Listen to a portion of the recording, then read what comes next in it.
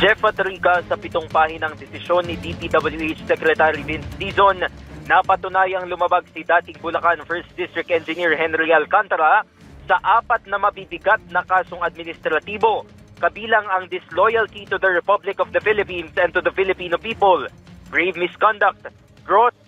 performance of duty, at conduct prejudicial to the best interest of service.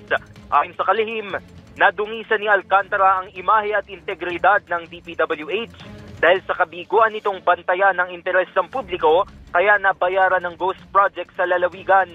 Magre-rekomenda na rin anya ng mga kasong kriminal laban kay Alcantara, kay Assistant Engineer Bryce Erickson Hernandez, Construction Section Chief Engineer JP Mendoza, at Accountant 3 Juanito Mendoza para mapanagot sa anyay pambababoy sa kaban ng bayan. Mariing babala naman ni Dizon, hindi nila hahayahang hindi mapapanagot ang mga opisyal at kawani ng DPWH na sangkot sa ghost at substandard projects.